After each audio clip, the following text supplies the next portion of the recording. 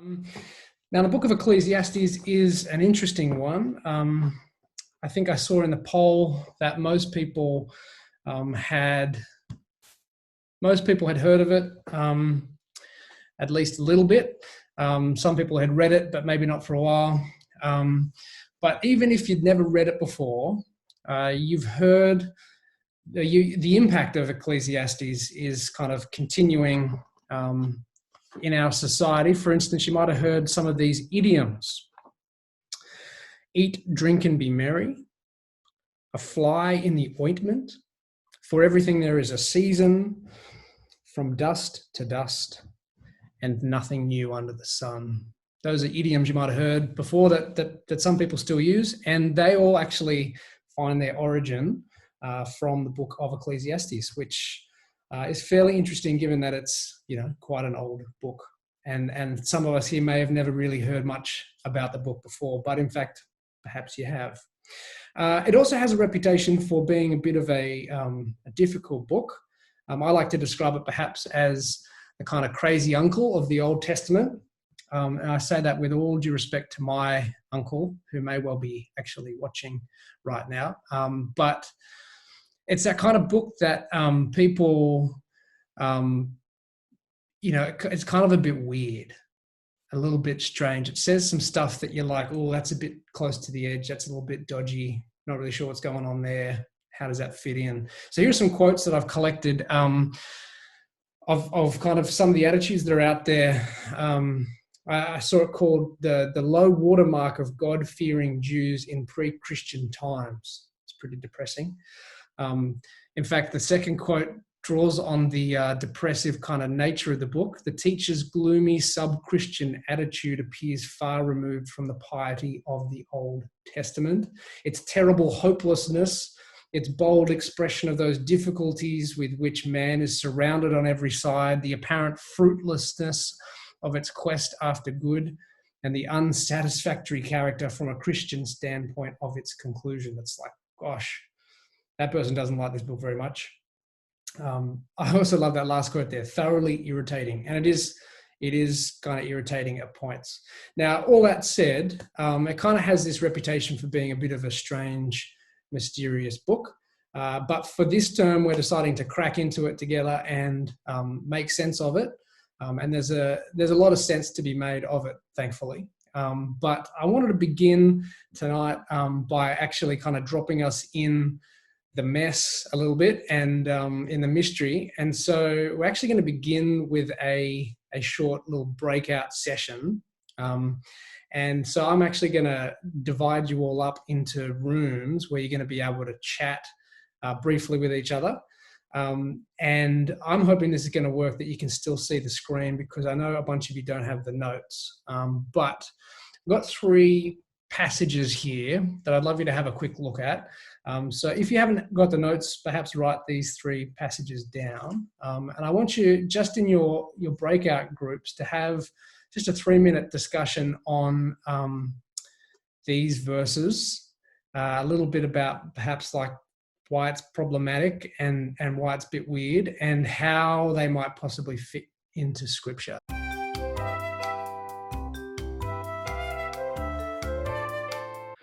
Welcome back, everyone. I hope you found that a stimulating conversation.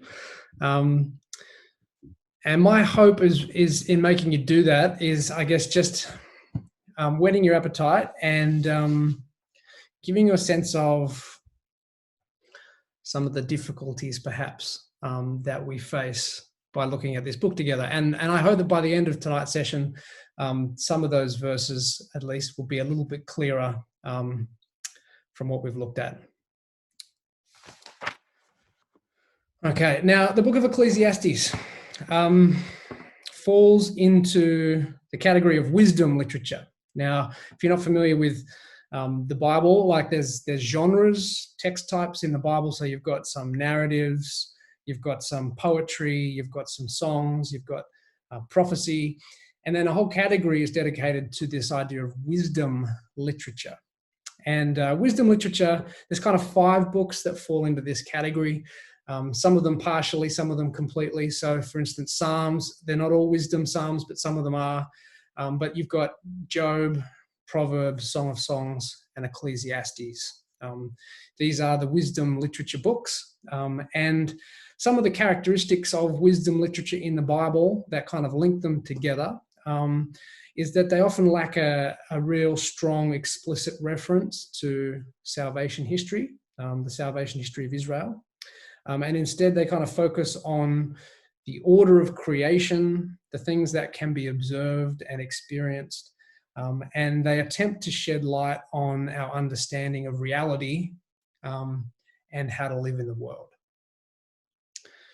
And each of these kind of do different things. So they're not all banging on, playing the same note and banging on about the same thing. They actually kind of complement each other rather well. I like the way that J.I. Packer put it. I read somewhere this week in his writing. He says that Psalms teaches us how to worship, Proverbs how to behave, Job how to suffer, Song of Songs how to love, and Ecclesiastes how to live. I thought was a really kind of neat way of describing the different functions that the wisdom literature has.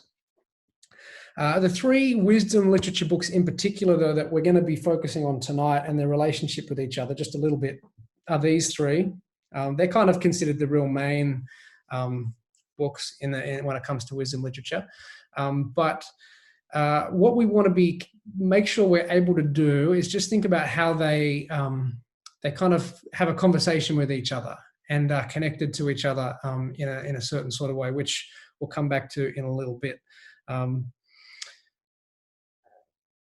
So these three books each have a really interesting take on how life is put together and how we should think about life. What we're going to do now is, seeing as that we're talking about wisdom, is just have a think on your lonesome. I'm not going to chuck you into a breakout room, but just take 90 seconds to ponder on your own or with whoever you might be with in your lounge room or whatever, just an answer to that question: what is wisdom? What is wisdom? And then if you'd like, you can actually post a thought in the chat so we can all see some of the different answers. How do you answer that? What is wisdom? 90 seconds.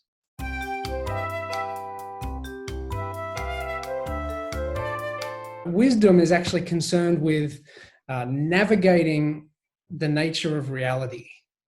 So it's working out how things actually are and then actually letting that shape the way that you live, letting that direct the course of your life, letting that flavor your decision making, right? Working out how things actually are, the reality of the world, and then acting on it, putting it into practice. So it's those two things. It's not just having understanding, but it's also being able to put it into practice. But it's a complex topic, and so there's probably there's definitely lots of ways you can kind of get in on the topic of wisdom. But it's really important to think about, because that's what Ecclesiastes is all on about. It's on about wisdom, trying to crack that nut. What is life on about? What are we here for? How are we, best meant to live? Now, the first thing I want to say is that we've got to go back to Proverbs for a second, because when it comes to the Book of Ecclesiastes, its biggest conversation partner is the Book of Proverbs. Now, the Book of Proverbs, if you're familiar with that at all, is kind of just full of proverbs, believe it or not. Basically, wise sayings that capture a sense of what our world is like and how to live well in the world. And when it comes to the conversation that the Book of Ecclesiastes is having with Proverbs, there's some overlap. There's some ways in which the two books really support one another and agree with one another. So they're both anchored in the fear of the Lord, and that's really kind of a central tenet to both of them. So I think as I saw a couple of people answer in the chat, for instance, they quoted from Proverbs 1 verse 7, the very start of Proverbs, which says the fear of the Lord is the beginning of knowledge, the beginning of wisdom. And Ecclesiastes agrees with the place of the fear of the Lord, and we'll come to see that a little bit later. The other thing that where they both agree is that wisdom is good. So there are some critical things that Ecclesiastes has to say about the nature of wisdom, but more often than not, it falls on the side of wisdom is good. Wisdom will make, life better, and it beats being an idiot, pretty much. So that's where there's some overlap. There is some pretty significant kind of distance between these two books as well, because Proverbs is very optimistic. So Proverbs likes to, all the Proverbs are kind of built upon the understanding that the world is ordered and it's consistent, and it's knowable. So you can look around and you can actually find out what the world is actually like. And as a result, it's predictable. So you can actually know, how to act in every situation according to, following the Proverbs, and you'll get the outcome that the proverb says that you will. And they're kind of can be used as a way of attaining a happy and successful life. If you follow this, you will receive that outcome. It's kind of like, a formula of sorts. So it's very optimistic. Ecclesiastes is the opposite. So Proverbs is the kind of happy, bubbly, optimistic, cheerful friend, and Ecclesiastes is kind of like the moody, killjoy, like always just poking holes in the plan kind of thing, kind of friend. And Ecclesiastes is here's all the things that Proverbs says about, if you do this, you'll get that, and the wise will prosper and be rich and have a good life. And Ecclesiastes goes, yeah, but not always. Not always. In fact, often it's pretty different to what you're describing Proverbs. Sometimes it's drastically different. And so the emphasis in Proverbs, in Ecclesiastes is kind of quite different to Proverbs. It's coming from a point of view of saying, actually, there are limits to our understanding, and to how much we can kind of look around and grasp what's going on. So in Ecclesiastes 3, verse 11, he says, no one can fathom what he has done from beginning to end. No one can fathom. So we can get part of it, but we can't see everything that God's doing. So that there are actually limits to our ability to see and understand. And it really kind of, it counsels against taking Proverbs like they're promises. Like, so if Proverbs says one thing, if you do this, you'll get that outcome. It's a proverb that might work sometimes, but not always. It's not a guarantee. And I think that's where Proverbs falls down. And the helpfulness that Ecclesiastes gives to us is that it's not always it doesn't always work as smoothly as Proverbs might suggest. So the two books, they don't contradict each other, but they have different emphases, and you've actually got to have them together in order to get the full picture. Does that make sense? All right, we might keep moving. Here are 3 quick things that I'm just going to run through fairly fast. Thanks, Jeanette. First thing is, it's important to note that there's actually 2 people writing this book. So if you've got your Bible there, have open it up to the very first verse, actually, and see in 1 verse 1. It begins, the words of the teacher, son of David, king in Jerusalem. Right, so it's in third person. And it actually doesn't get to first person until verse 12 of the first chapter. You can see, I, the teacher, was king over Israel in Jerusalem. So the first 11 verses are actually written not by the teacher who is giving this wisdom, but by someone else, a second voice. So there are 2 voices in this book. We hear from, well, I guess let's call him the narrator, who is kind of capturing the teaching of the teacher, and kind of bookends the book with a comment. So he opens with an introduction, And the narrator then in chapter 12, if you want to flick to chapter 12, finishes things off.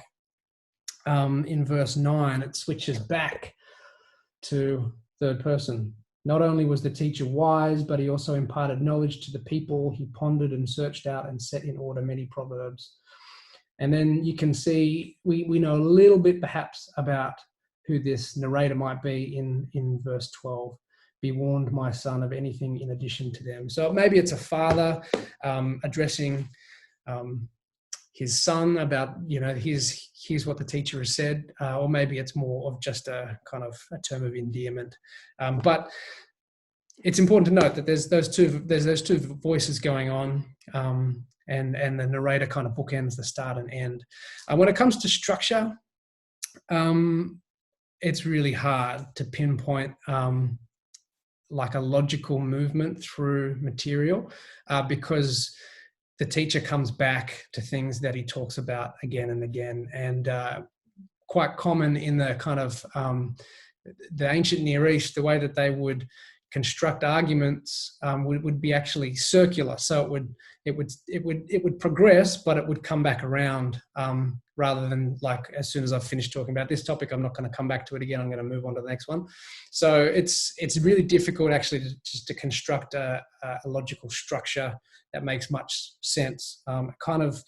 It swings between the teacher making an observation, a whole bunch of different observations, and then a whole bunch of different instructions, and then he comes back to some observations and then back to some instructions, and the topics kind of mixed all together. And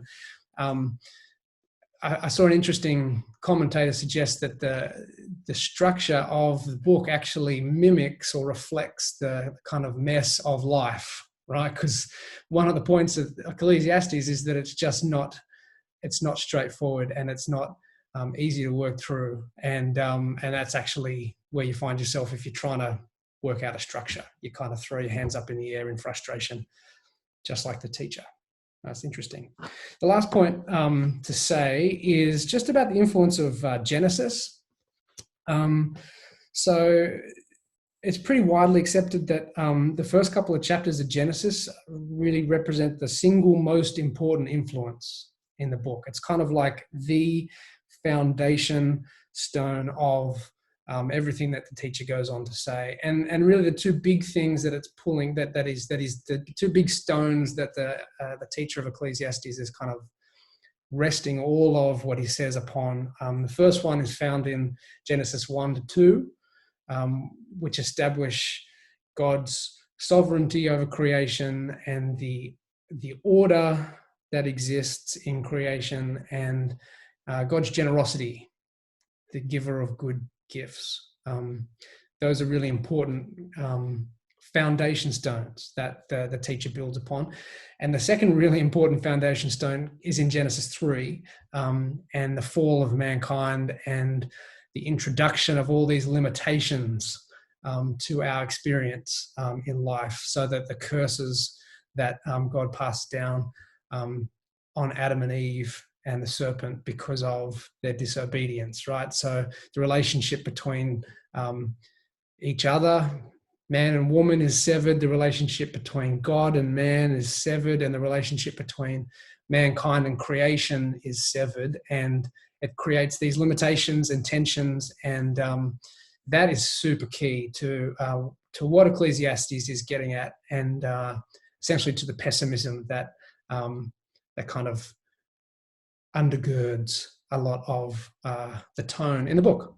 And that really leads us, that kind of the limitations and the fallenness and the hardship of life really leads us to the next point, which is really unpacking what's the most important word in the book, and it's the word hevel. I know it's got a B, but that's just Hebrew for you. Hevel is the way you say it. And it occurs almost 40 times through the book. So it is super important. It's so important you can see it there. And it was one of the verses I had you look at the start, chapter 1, verse 2, where he says, meaningless, meaningless, says the teacher. Utterly meaningless. Everything is meaningless. So he says it 4 times in the second verse of the book. And it's kind of like the theme statement, or the kind of the key verse, and it comes out again and again. And the word there that the NIV translate as meaningless, in the older translations, I think the ESV as well has got it as vanity. And that's not a super helpful term, vanity, because we know vanity, when we hear vanity, we think kind of like proud, pride, arrogance, or maybe something that you would kind of sit in front of and do your hair. So not super helpful, and that's not really at all what the teacher's talking about when he uses the word hevel. Meaningless is closer in terms of our understanding, but doesn't quite get it either, and it's a bit misleading actually. The word is actually a picture. It's a metaphor. It's an image, and it means kind of smoke or vapor or mist, which is really interesting, I think, for the teacher to use a picture image. And the great thing about it is that you can get a lot out of that image when you apply it in the way that he applies it through the book. I wanted to get a kettle in here. If we were doing this live at St. Matt's tonight, I would have had like a boiling kettle in front of you all, so you could actually see the vapor rising. And I actually tested it out about half an hour before we started it. You couldn't really see it on camera. So you're going to have to imagine a boiling kettle right here with the kind of wisps of vapor rising out of it. And it's helpful because the way that the teacher uses this word, hevel, 40 times throughout the book, there's two big kind of ways in which he's applying it. The first one comes to time. So if you think, try and picture this kettle that's here in front of us with the smoke kind of, or the steam kind of slowly wisping out of it. As soon as it's out of the kettle, it vanishes, right? You see it for a moment and then it's gone. And so at a bunch of points in the book, the teacher applies this kind of idea of the fleeting nature of life to creation. It is hevel, it is fleeting, it's temporary, it's here 1 minute and then it's gone the next. And that's one way that he uses it. The most dominant way, though, is not when it comes to time, but rather when it comes to meaning and when it comes to understanding and ability to look around and to accurately capture what's going on, right? What we talked about, wisdom, to accurately interpret the situation. And when he uses, so again, I'll apply the idea of the steam coming out of the kettle, and you try to grasp the steam. And every time you kind of reach out for it, it kind of slips through your fingers, and you can't catch it, right? You can see it, it's there. It's not a mirage. It's not an illusion. There's actually something there, but it's really hard to grab hold of. It's really hard to wrap your mind around. And he's saying that's what life's like. So it's mysterious. It's elusive. Meaning is futile. As soon as you think you have it, as soon as you think you've worked it out, you've kind of cracked the nut, something happens that just throws it all up in the air again, and your understanding is no more.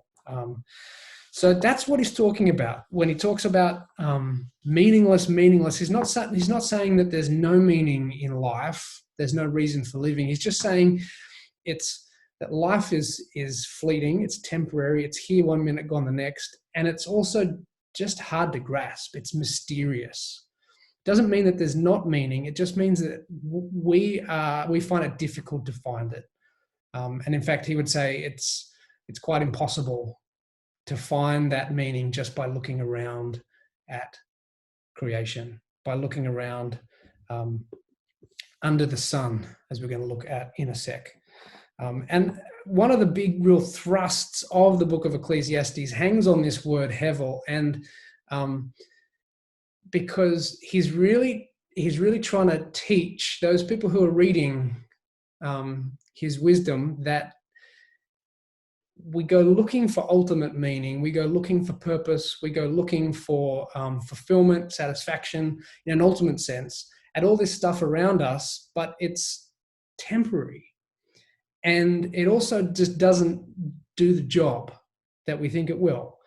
So the idea of Hevel, although it sounds very negative as we read it at the start, and then there is a kind of a negativity to it, it's actually only bad news, really, for those people that are trying to hang ultimate meaning and purpose and fulfillment upon the things under the sun.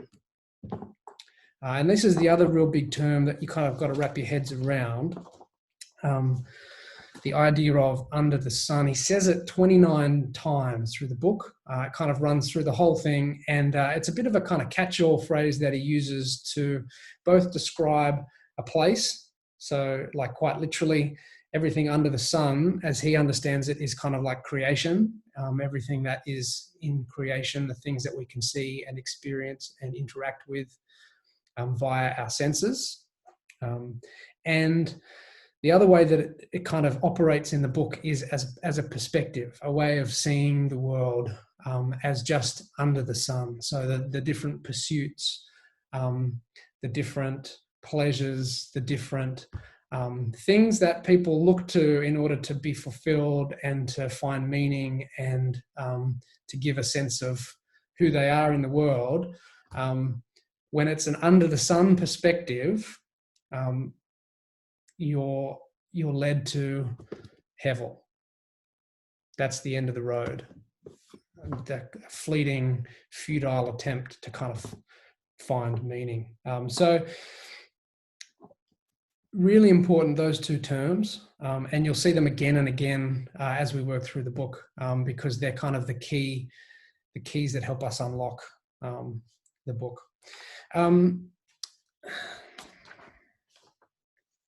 Now, just to remind you, there's actually going to be a chance to ask questions at the end. We'll get there.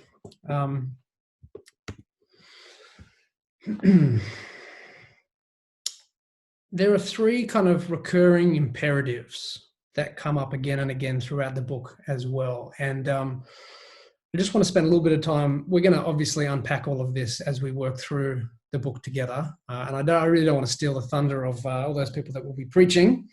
And yet, there is a sense that if you're able to look beyond the under the sun perspective, what I call, it's a bit crude, over the sun, above the sun. If that's the perspective you have, this is where actually it leads you to. So if you're able to lift your gaze beyond the things that you can see and taste and touch and experience, above the sun, there's actually things that aren't Hevel. So these three things he doesn't identify as Hevel, as meaningless, and he actually endorses them. So you've got Revere Your God is the first one. I'll just read, if you want to flick to chapter 8, verse 12 in your Bibles. Here's one example of many. 8 verse 12 says, "Although a wicked person who commits 100 crimes may live a long time, I know that it will go better with those who fear God, who are reverent before him." Fear of the Lord is a big theme in the book. And of course, when we're talking about fear, we're not talking about being terrified such that you want to run away, but rather it's a reverence and a respect that actually pulls you towards God rather than sends you fleeing. So that's one of the things he calls you to do, to fear the Lord, to revere God as the one who is above the sun. Second one is flick to chapter 5, verse 18. And this is a really key idea in the book because there's a lot of negativity or pessimism about what this world can provide under the sun, but there are some glimmers of hope, and it's actually about your mindset. It's about not seeing the things that you do as things that are owed to you or things that you earn, but rather when good things come to you, to see them as good gifts from God. And so we have an example here in chapter 5, verse 18, where he says, "This is what I have observed to be good, that it is appropriate for a person to eat, to drink, and to find satisfaction in their toilsome labor under the sun during the few days of life God has given them, for this is their lot. Moreover, when God gives someone wealth and possessions and the ability to enjoy them, to accept their lot and be happy in their toil, this is a gift of God." So accept the gift is what he says, and see life as a gift from God, and enjoy it. The last imperative is the presence of judgment, and just to remember that all things will come under God's judgment, which is what he says in 3 verse 17. "I said to myself, God will bring into judgment both the righteous and the wicked, for there will be a time for every activity, a time to judge every deed." And so everything matters.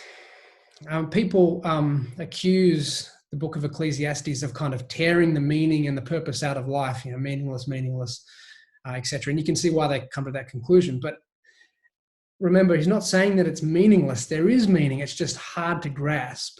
And actually, verses like that tell us, far from it being meaningless, everything is meaningful, because God will bring into judgment every activity, every deed. So it's actually on the flip side of what often people think about Ecclesiastes, about not caring about, what happens on earth because it's all going to pass away and blah, blah, blah, blah, blah. There's a lot of points where he's talking about judgment, as you can see there, and that's a factor at play.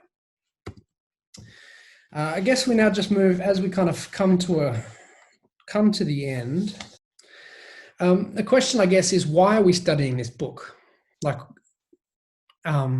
what does it have to say for us today? Why is it still worth us looking at and thinking about?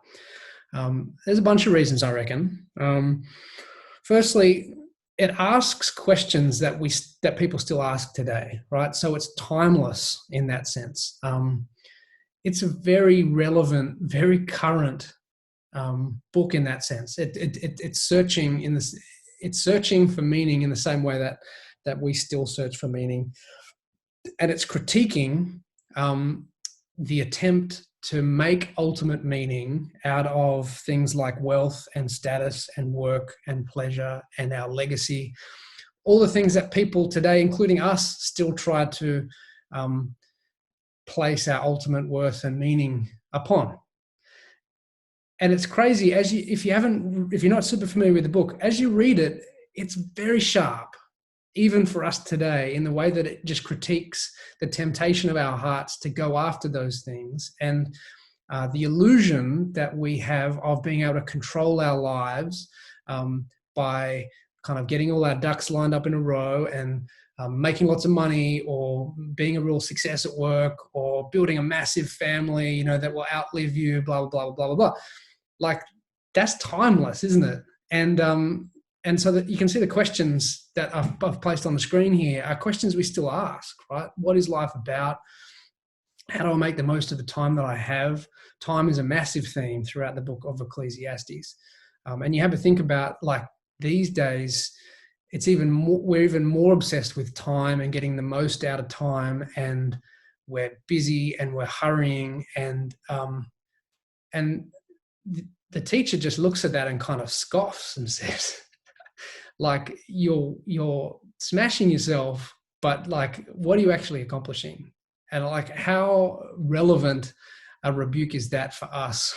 Just to go, all this blood, sweat, and tears you're pouring into existence, what is it actually accomplishing? And is it actually accomplishing what you want it to, or what you think it is?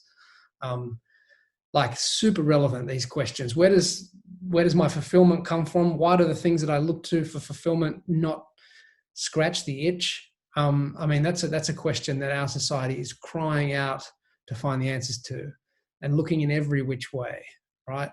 And that's what the teacher is cracking into. That's what he's laying out on the table and saying, what are we going to do with this? Super relevant.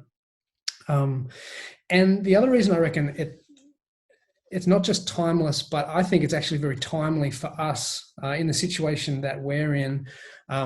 We actually didn't decide to do this series as a result of the current situation we find ourselves in, COVID-19. But I honestly can't think of a better time than right now to be cracking into this book, precisely because normally when you look at the Book of Ecclesiastes, for most people, especially here in Manly, life's pretty good. Things are going pretty well. Most people are comfortable and settled and feel like they're in control of life. And then here comes, Debbie Downer, Ecclesiastes, the gloomy, moody, killjoy going, but life's not really like that. It can be hard to listen to the Book of Ecclesiastes when life is good, when life feels like it's in control, when you're healthy, wealthy, and wise. It can be hard to hear these things until you hit a point where the goodness of life is suddenly not guaranteed. When there's a glitch, when your plans kind of fall apart, when all the expectations that you had about how life was going to be, when it's not working out that way. And that's everyone right now. Like, isn't it? Like, everyone is in that situation right now, because our plans are being completely thrown up in the air, because this virus has shown us the reality that we're not actually as much in control as we thought we were. One of the things that the teacher will talk about again and again is just how the same fate faces those who have lots of money versus those who don't have much money. The same fate faces those who are wise versus those who are foolish. Talking about death, everyone dies. And there's this kind of equality. That's the case with the virus. It's getting people that are healthy and it's getting people that are sick. It's getting the young and it's getting the old. So there's a sense in which the current situation we're in makes all of us in a very unique situation actually willing and ready to hear these words from the teacher, because the reality that he's talking about, that we are not as in control as we thought, that there is the kind of specter of death that hangs over and it's coming for all of us. That's a reality. Those are truths that we're living in at the moment, and in a way that obviously we haven't, certainly not in my lifetime and probably in everyone's lifetime, not a situation which en masse we're all in this position to kind of hear from the teacher. And we're all sitting there going, yeah, I absolutely get what he's talking about, because that's our reality right now. So I'm really excited by the fact that we're looking at this book. And I totally think that it's God's timing, because we were supposed to be doing this book at the end of last year, and we've always had it locked in for term 2. And as it would happen, I think it's perfect. Last thing, before we finish up, it's just a question of how does this fit with the New Testament? How does this fit with Jesus? One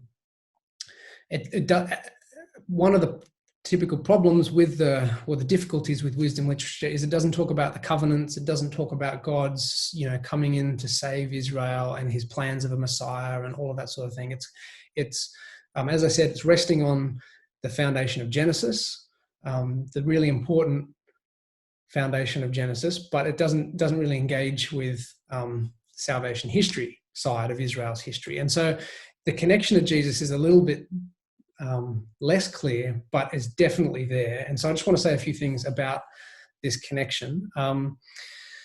We often talk about Jesus as the kind of prophet, priest, and king. And really, I reckon we could add wise teacher into that as a kind of fourth figure that Jesus fulfills in his coming.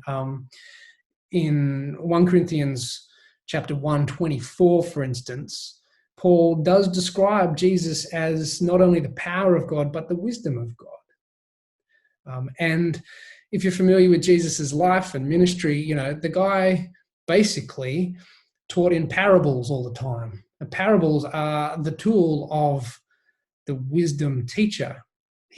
Jesus spoke in parables and proverbs, and he taught. And so a large, massive part of his ministry is actually fulfilling the role of Israel's wise teachers. And I think that's important to remember. I just want to quickly read for us. I know we're running out of time, but Matthew chapter 7, verses 24 to 27. You can flick there with me if you'd like. This was a revelation for me in just working through this. When I saw it, I was like, my goodness. Yeah, it was just one of those moments. I want to share it with you. But this will be very familiar to those of you that are familiar with Jesus' parables. It's the parable of the wise and foolish builder.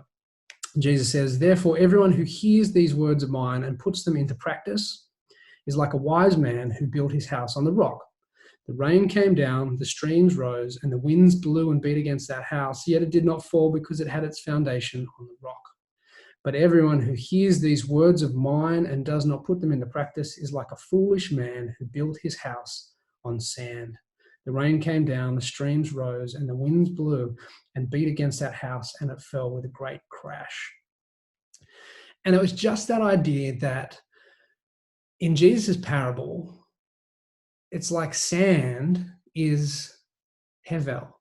Sand is his image of that elusive, futile, temporary, kind of slips through your fingers kind of thing. It makes a terrible foundation for a building precisely because it has that kind of nature about it, right?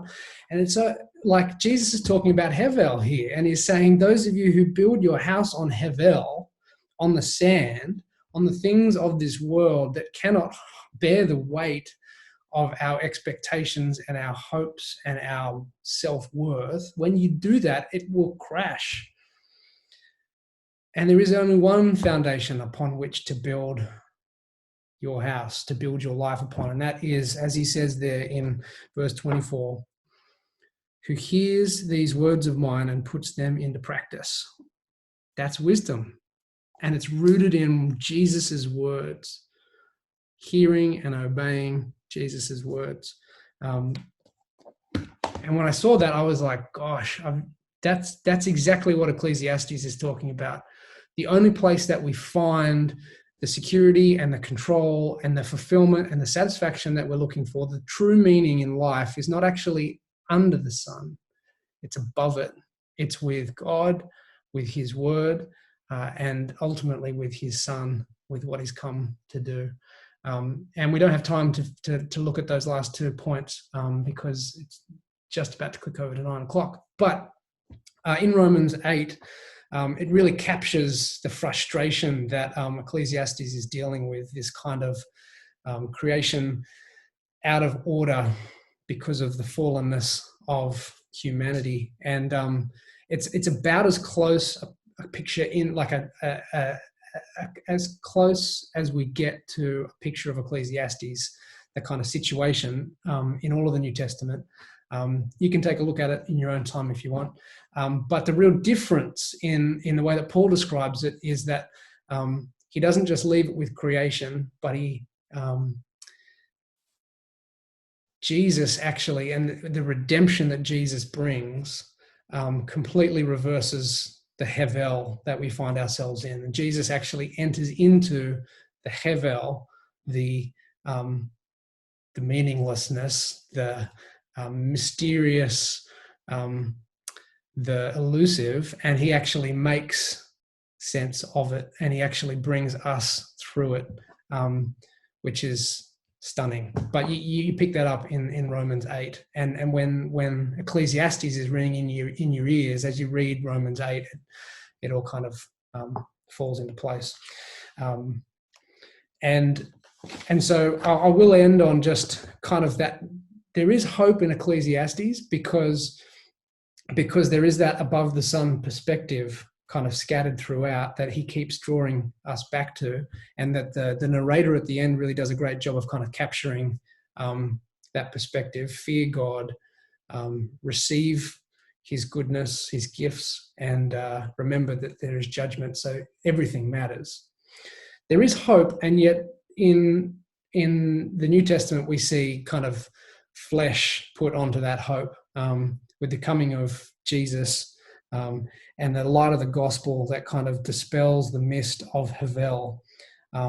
And though we still experience the groans and the frustration of this creation, and we're still foolish enough to look for it and hang our ultimate meaning upon it, that's precisely why the Book of Ecclesiastes still makes sense for us to read, even though it's found its fulfillment in the true wisdom teacher, Israel's true wisdom teacher. The stuff it cracks into is so relevant still for us today. So I hope you enjoy our term spent in this ancient book. There's so much stuff for us to unpack, and this has really just scratched the surface. Hopefully, my aim was to whet your appetite, to get you excited, and to also just put some of those really important building blocks in place, because it can be a little slippery as you try to walk through this book. Thank you for joining us. I'm now going to take a few questions, and if you'd like to bow out at this point, feel free. If you'd like to stick around and see where we get to with some of these questions, feel free to do that as well.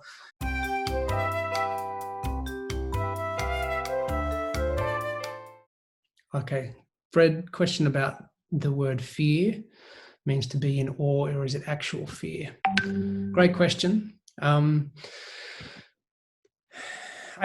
think there is supposed to be a sense of like a little bit of trepidation, and the reason why we respect and the reason why we are in awe of God is because he is so big and powerful and dangerous.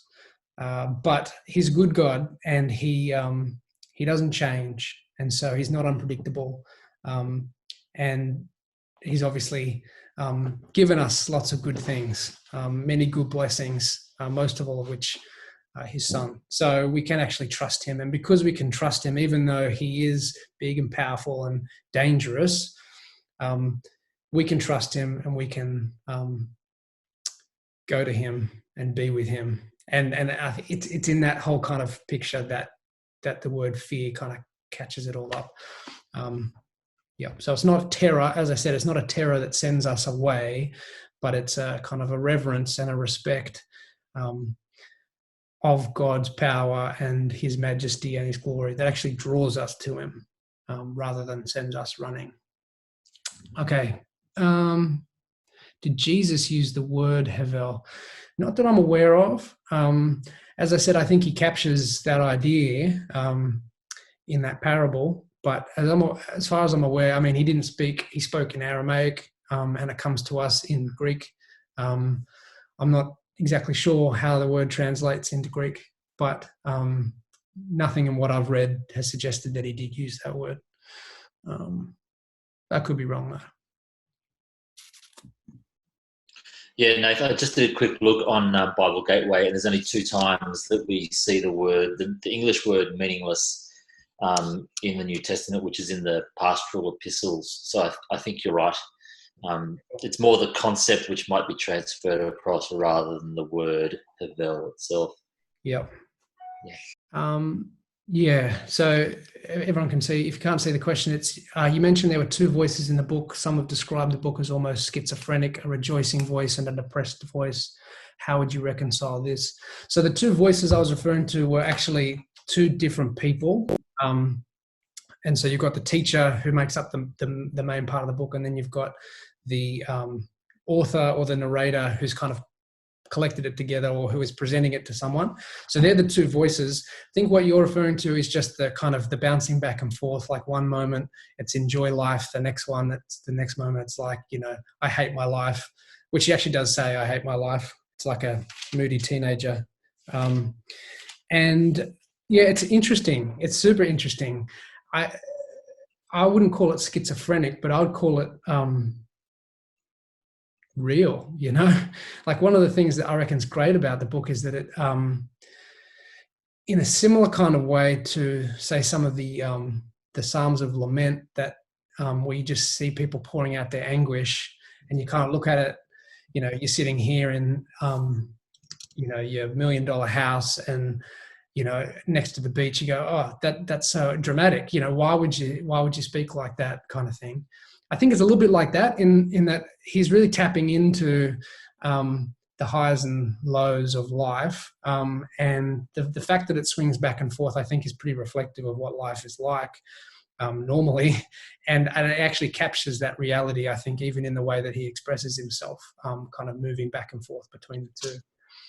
As I said, I think it's hard I don't think he's just telling like one narrative story. Like, I think it's things that have been collected together rather than one long discourse.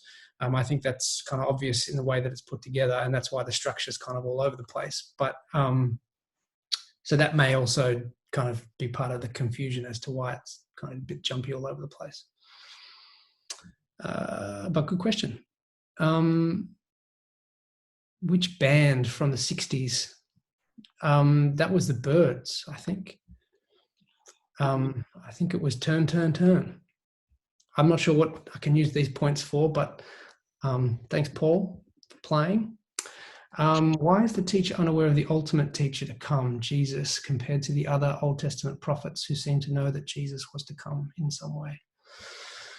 I don't know. I mean, he's not a prophet, so that could be part of it. Obviously, the prophets received the word of God, thus says the Lord. It's quite different to what the teacher is doing here, where the teacher is looking around and thinking and reflecting on creation. So I think the purpose is quite different to what the teacher's presenting. As to why he doesn't know about the Messiah, like that word's not used, again, like it's not really in fitting with the style.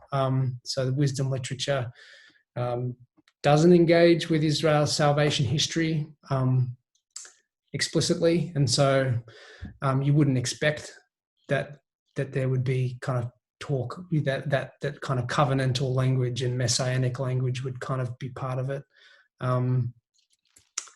Yeah, but that's a good question.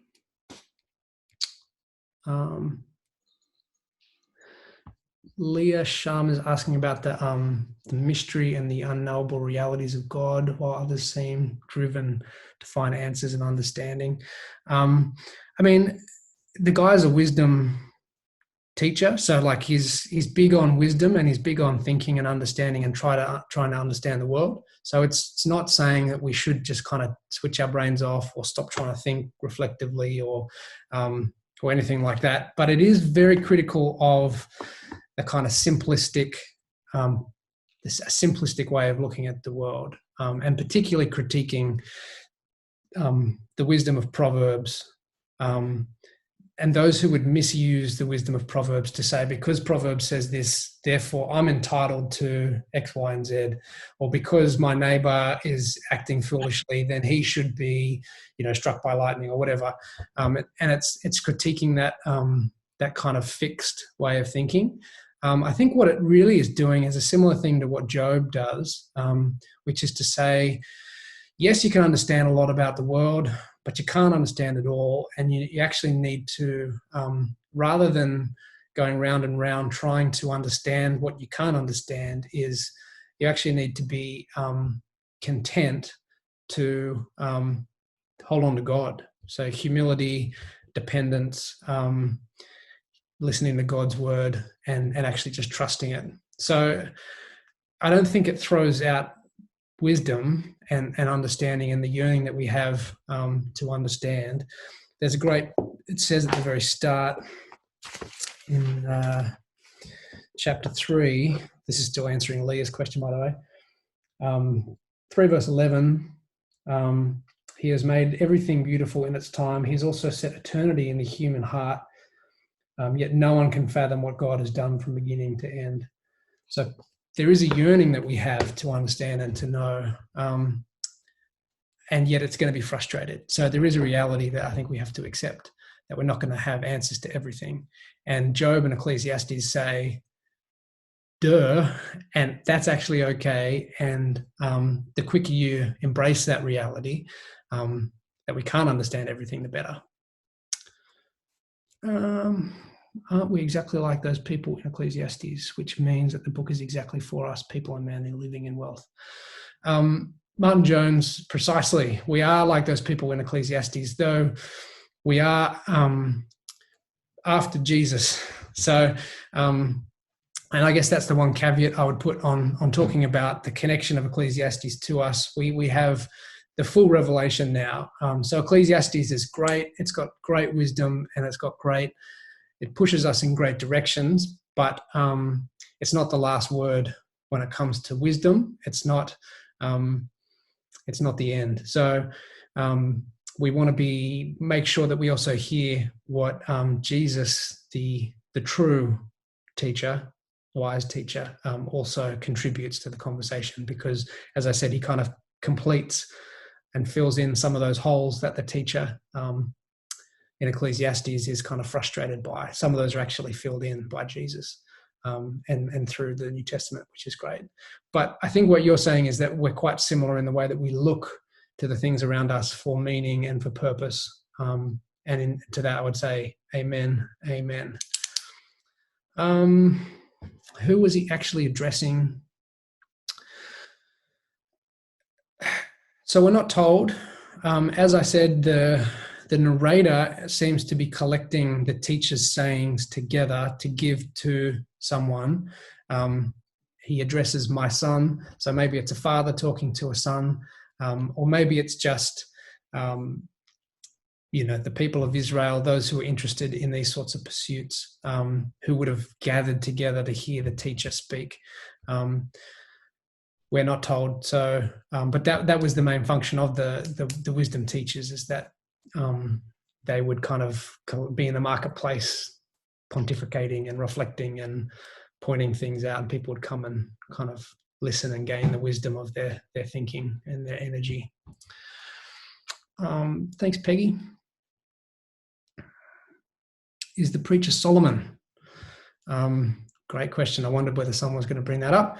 That's often like the first thing that people talk about when they talk about the Book of Ecclesiastes. I decided not to, mainly because I think ultimately there's nothing that really hangs on it being him necessarily. If it is him, great. If it's not him, it actually doesn't change the meaning. Traditionally, it's been thought of to have been written by Solomon. There's a couple of reasons for that. We hear in verse 1, he's introduced to us by the narrator as a son of David, king in Jerusalem. So Solomon was David's son, so it could be him.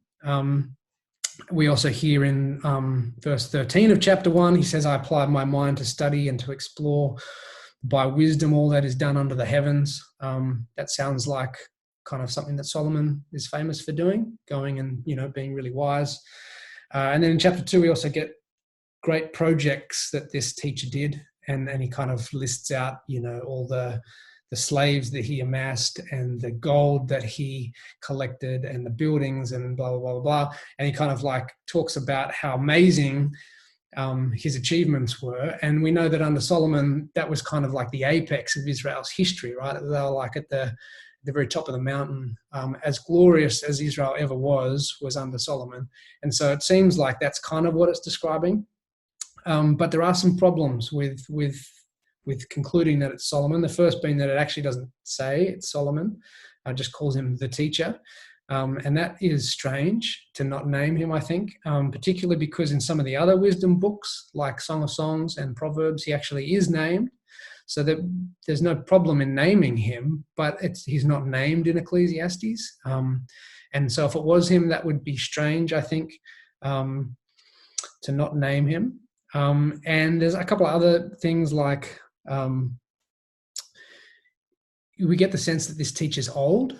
So he says things like, I've seen all the things done under the sun. When I'd surveyed all that my hands had done, there's this kind of like sense of I've come to the end of my life, and that's really that's why he has weight, right, in what he's saying, because he's seen everything and experienced everything and accomplished everything there is to accomplish, etc.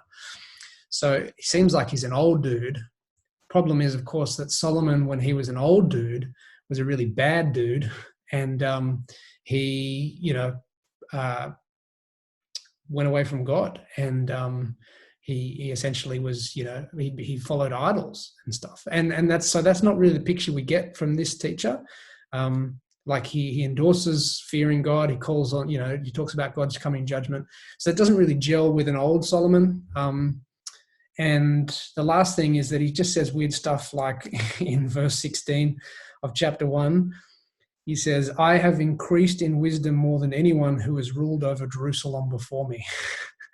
And it's like, hang on, he's just talking about David, because David's the only king to rule in Jerusalem before him. And so if it is Solomon, like, it's a kind of a funny thing for him to say. So there's evidence for and against. I think the fact that it doesn't call him Solomon means that we actually can't say that it was him. You have to work out what's going on then. Is someone trying to, pull the wool over our eyes? I'd say no. I'd say if it's not Solomon, what it's actually trying to do is invoke the royal wisdom tradition, which really hangs as like, Solomon's like the centerpiece of Israel's wisdom tradition, like he was the dude. And so they're kind of trying to connect into that rich vein of tradition by alluding to kind of a Solomon type figure without actually saying this is Solomon. And so it's kind of a rhetorical device. It's not trying to be deceptive or to trick or to, if it was, it would actually say this is Solomon and it was some other dude named Harry or whatever that wrote it. But it's being mysterious precisely because I think it's just trying to tap into Solomon type of wisdom, a Solomon type figure, in order to make the points that are made. So all that's to say, we don't know. But it doesn't really matter. But there's been lots of ink spilled over that question, so I can understand why you've asked it. If we don't know how that Solomon wrote it, how is it received into the canon? That's a good question. As I said, I think, actually, I don't know enough, I reckon, about how it was canonized I think I'd like the canonization of the Old Testament is complicated. 70 BCE, they got together and kind of pulled together what they'd held on to for thousands of years, and so Ecclesiastes was a part of that. And like, as I said, I think people suspected that it was written by Solomon, but it doesn't explicitly say that it was. So I'm not sure how much they hung the authority of Solomon upon it as the reason why it was given canon. I would say it had more to do with the fact that it was in keeping with the other wisdom literature. Like, it's very similar. Its conclusions are very similar to Job. So it kind of fits. It doesn't rub against them. But it is a complicated question, and I don't know enough about the specifics of Ecclesiastes in terms of its canonization to speak more on it. But I'm sure there's stuff out there you can find, Aaron Smith.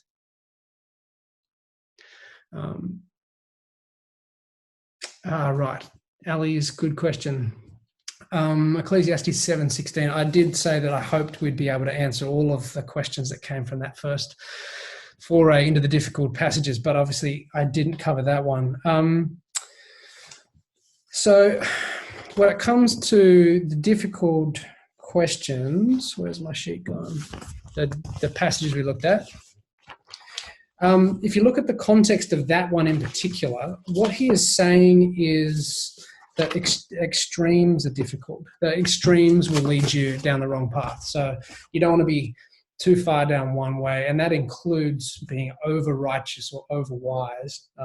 So it fits into a broader point that he's making about extremes. I guess the question is, how is being over-righteous a bad thing? And I guess I would suggest that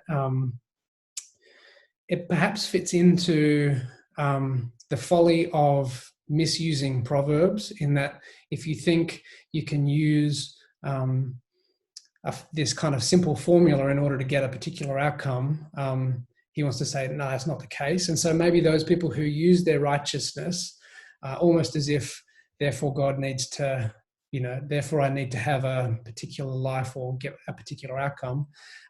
That's actually folly. And so over-righteous, to be over-righteous, I guess, is to pursue it in such a way that it's not out of trust and dependence for God or whatever, but it's actually out of a desire to try to control and a desire to try to receive a particular outcome, which, I don't know, you might liken to kind of a works-based salvation kind of thing. And really what he's trying to say is those people that pursue stuff so intently actually miss out on the small things in life that you can actually enjoy. That's the point he's trying to make, is that there is enjoyment and pleasure and happiness to be found in life. It's small, but it's there, and it's to be received gratefully. But those people who are so intent on following righteousness or so intent on being wise or whatever might actually miss that because they're over-righteous or they're over-wise. I think it fits into that kind of sphere of what he's talking about. But yeah, it's certainly a strange thing to say, especially to our ears. How can you be over-righteous? But I think in the argument of the book, and particularly that section, you have to read the context of it. I think it makes a bit more sense. Just that kind of the extremes that pull us in particular directions that then actually lead us to miss out on enjoying the good gifts and receiving the good gifts that God's given to us. Thanks for joining us. God bless. And we'll see you online on Sunday for our very first installment. Should be good times.